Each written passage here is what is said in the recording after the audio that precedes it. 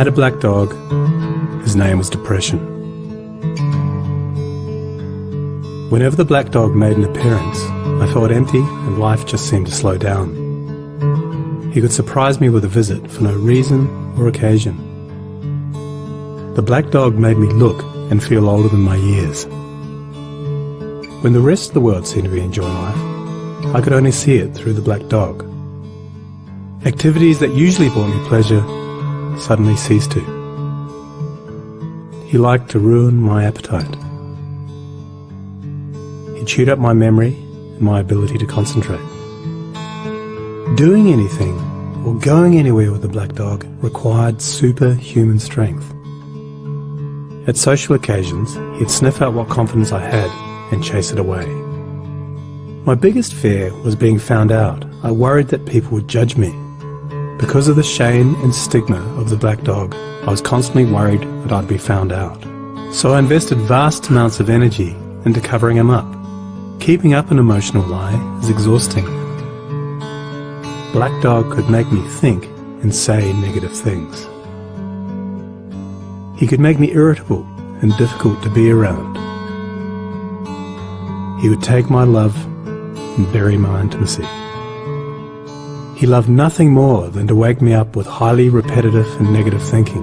He also liked to remind me how exhausted I was going to be the next day. Having a black dog in your life isn't so much about feeling a bit down, sad or blue. At its worst, it's about being devoid of feeling altogether. As I got older, the black dog got bigger and he started hanging around all the time. I'd chase him off with whatever I thought might send him running. But more often than not, he'd come out on top. Going down became easier than getting up again. So I became rather good at self-medication, which never really helped. Eventually, I felt totally isolated from everything and everyone. The black dog had finally succeeded in hijacking my life. When you lose all joy in life, you can begin to question what the point of it is. Thankfully, this was the time that I sought professional help. This was my first step towards recovery and a major turning point in my life. I learned that it doesn't matter who you are, the black dog affects millions and millions of people. It is an equal opportunity mongrel. I also learned that there was no silver bullet or magic pill.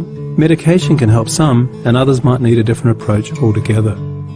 I also learned that being emotionally genuine and authentic to those who are close to you can be an absolute game changer.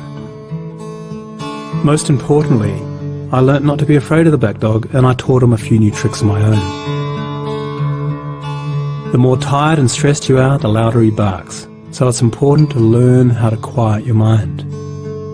It's been clinically proven that regular exercise can be as effective for treating mild to moderate depression as antidepressants, so go for a walk or a run and leave the mutt behind. Keep a mood journal. Getting your thoughts on paper can be cathartic and often insightful. Also keep track of the things that you have to be grateful for. The most important thing to remember is that no matter how bad it gets, if you take the right steps, talk to the right people, black dog days can and will pass. I wouldn't say that I'm grateful for the black dog, but he's been an incredible teacher. He forced me to re-evaluate and simplify my life. I learnt that rather than running away from my problems, it's better to embrace them. The black dog may always be part of my life, but he'll never be the beast that he was. We have an understanding. I've learned through knowledge, patience, discipline and humour, the worst black dog can be made to heal. If you're in difficulty, never be afraid to ask for help. There is absolutely no shame in doing so. The only shame is missing out on life.